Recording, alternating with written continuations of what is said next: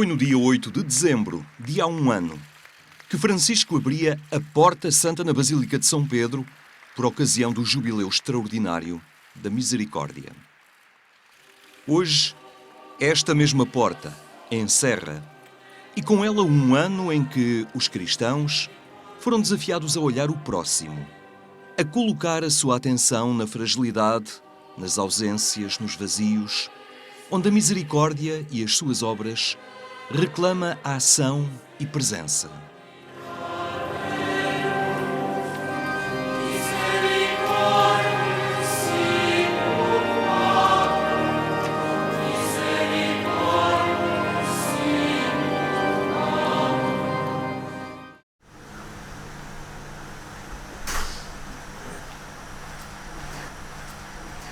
Dado como é que tem fome, eu estar disponível e aberto a quem chega, porque quem chega às vezes o que tem é fome mesmo, e não só fome de alimentos, mas fome de uma palavra, fome de uma pessoa que ajuda a resolver os problemas, e é mais ou menos esse, e depois estar atenta às necessidades deles, porque eles têm muitas outras necessidades além de fome. Primeiro, como dizia São Vicente, enche o estômago à pessoa. E depois tenta saber quais são as necessidades deles mais, necessidades básicas. É o refeitório social Beata Rosália Rendu. Pertence às Irmãs Vicentinas e tem na Irmã Celeste Lopes uma grande dinamizadora. Ela e um grupo de voluntários asseguram diariamente o alimento a quem não o tem. Nestas mesas, mata-se a fome a muitas línguas, culturas e religiões. Há aqui pessoas de todos, acho todos os continentes. Há aqui pessoas mesmo de todos os continentes. Eles vêm, tenho neste momento a Turquia, Marrocos, há bastantes marroquinos, há um grande grupo marroquino, há um grande grupo ucraniano, russos, e depois a Guiné-Conakry, Guiné-Bissau e dessas partes da África, da Síria, tem tido a Síria, do Paquistão, do Bangladesh. Diferentes religiões. Diferentes religiões, muitas diferentes religiões, e a gente está atenta, tenta estar atenta à alimentação deles, aos costumes deles e a tudo que eles é diferente. Por exemplo, a nível da alimentação. Eu tenho esta comida, não é porco, mas eles muitas vezes não acreditam que não é porco. Mesmo quando é frango, eles não comem frango. É muito raro uns marroquinos que tenho aí, que são muçulmanos, não aceitam comer frango. Depois eu arranjo o peixe, porque eu tenho peixe para aquecer na hora. Sou uma das pessoas que venho aqui a almoçar e também me considero um sem auxílio e também um mais também que era perdido e aqui me dirigia, onde tenho uma refeição e faço isto constantemente, diário, que é o meu desempenho, vir aqui, almoçar aqui e assim sucessivamente. Acho que é uma boa necessidade das pessoas, que as pessoas hoje em dia que elas precisam de um apoio, de um auxílio, um prato de comida que muitos querem e não conseguem encontrar. A Irmã Celeste e os voluntários desdobram-se num gesto de misericórdia que querem temporário enquanto estes homens e mulheres organizam a existência. Mas hoje, trabalhar já não é suficiente para quebrar o ciclo da pobreza. Eles trabalham horas e horas e horas e para conseguir darem 10 euros, eles quase têm de se pôr de joelhos. E depois eles não conseguem sair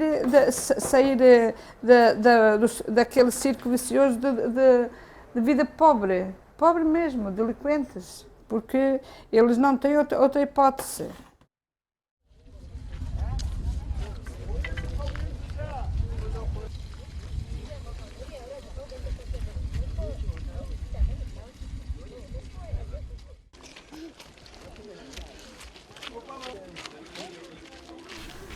Obra de misericórdia, dar de beber a quem tem sede.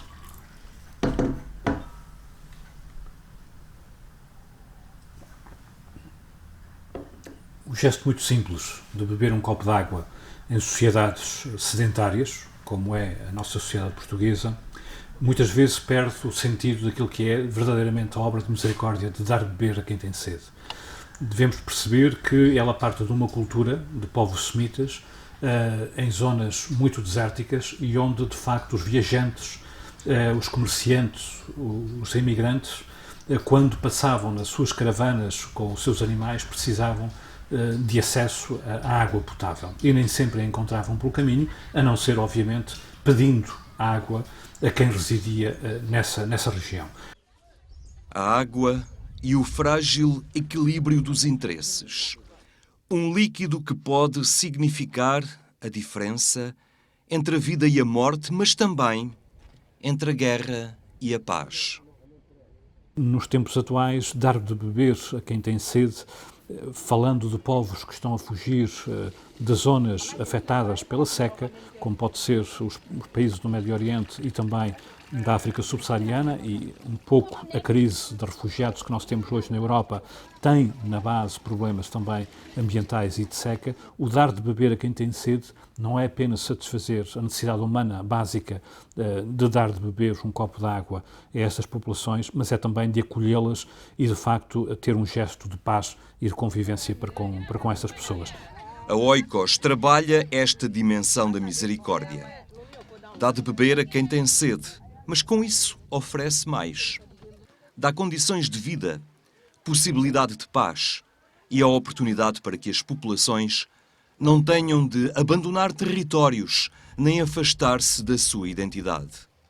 Nós, obviamente, vamos garantir acesso à água potável, construindo poços, reabilitando poços de água. Fizemos agora recentemente um projeto para cerca de 3.800 famílias e, obviamente, reabilitando alguns poços de água, construindo novos poços de água, mas nós não queremos ficar aí. Porquê? Porque nós queremos colocar a água no centro da vida da comunidade. E isso passa por organização de comitês de gestão local para não deixar degradar as infraestruturas, portanto, os poços de água, as bombas de água, mas também para educar as populações, recorrendo ao mais profundo da sua cultura, no sentido de valorizar a água no âmbito da saúde. Porque muitas vezes perdeu-se um bocadinho a noção de que, sendo a água um elemento purificador, ela o é porque é um elemento absolutamente determinante das condições de saúde. É um trabalho que se faz pela solidariedade das instituições, pelos apoios a programas de desenvolvimento, mas também através da cultura, no envolvimento das populações como agentes do seu próprio desenvolvimento.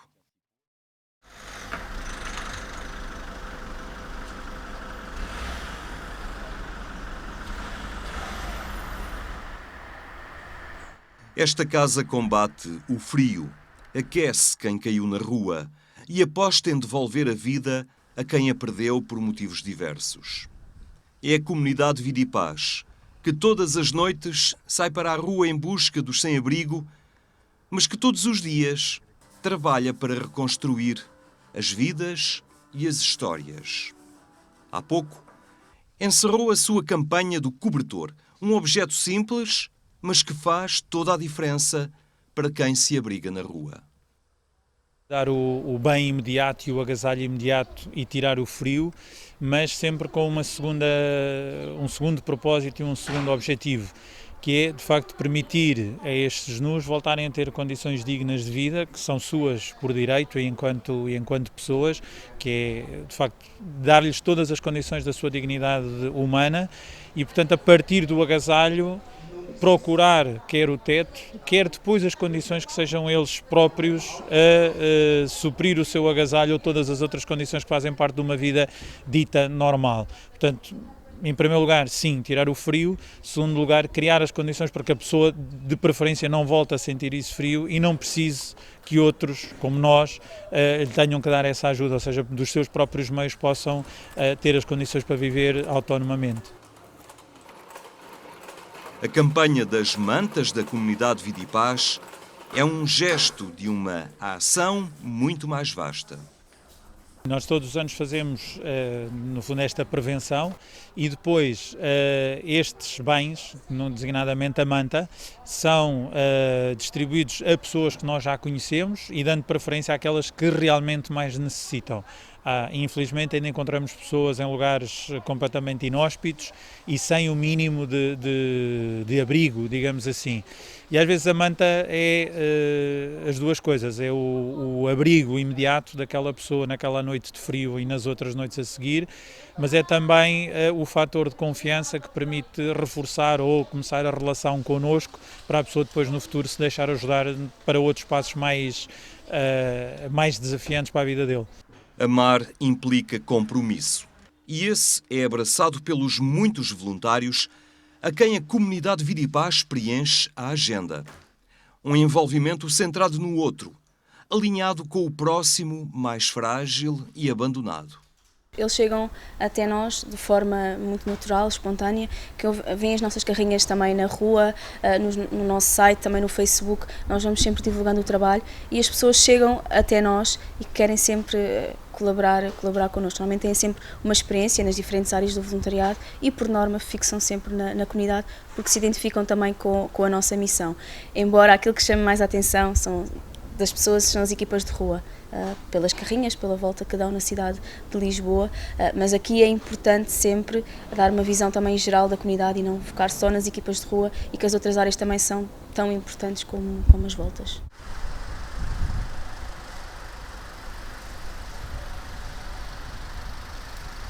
O fim da vida.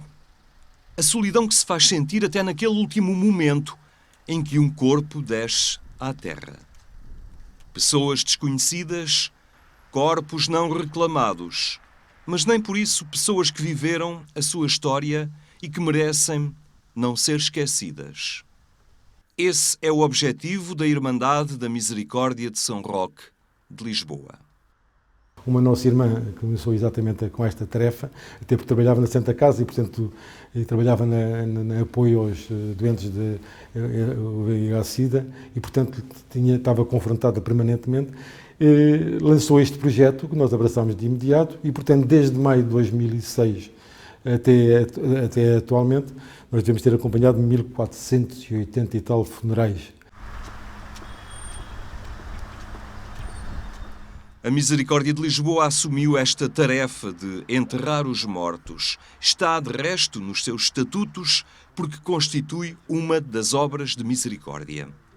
A dimensão espiritual fica a cargo da Irmandade da Misericórdia de São Roque de Lisboa.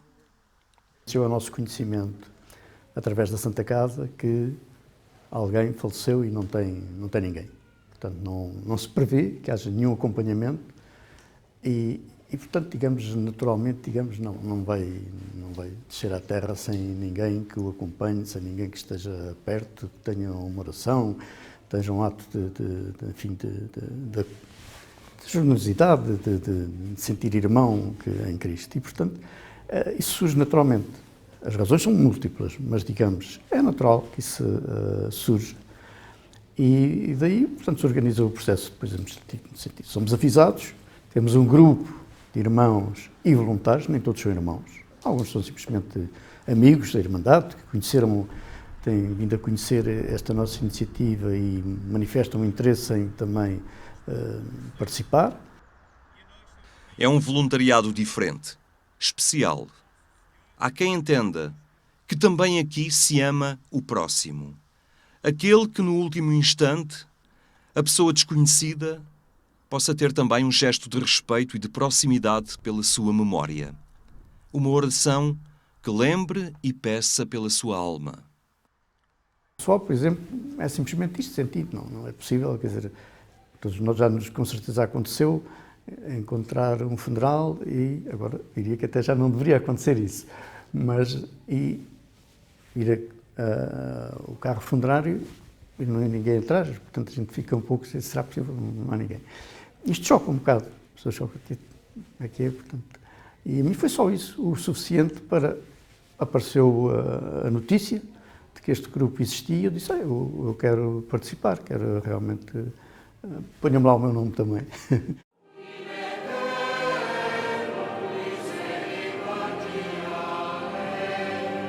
A ausência de liberdade para quem cumpre uma pena, mas que não perde por isso a sua dignidade de ser humano. Visitar os presos é obra de misericórdia. E foi assinalado em Roma pelo Papa, no Jubileu dos Reclusos.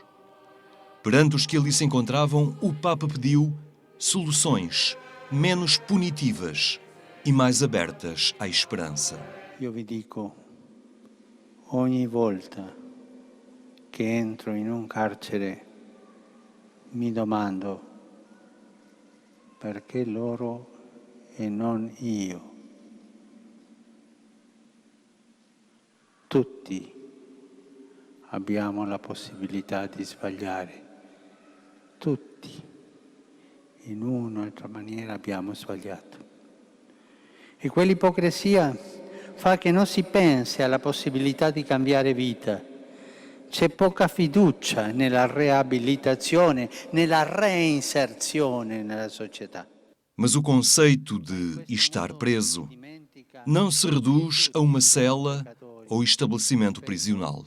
Há neste mundo outras ausências de liberdade. Quando si rimane chiusi nei propri pregiudizi o si è schiavi delle idoli di un falso benessere, quando ci si muove dentro schemi ideologici o assolutizzano leggi di mercato che scacciano le persone, in realtà non si fa altro che stare tra le strette pareti della cella dell'individualismo e dell'autosufficienza, privati della verità che genera la libertà. E puntare il dito contro qualcuno che ha sbagliato non può diventare un alibi per nascondere le proprie contraddizioni. Visitar os reclusos é reconhecer uma dignidade escondida em cada um, oculta pelos erros cometidos, mas nunca apagada, nunca perdida.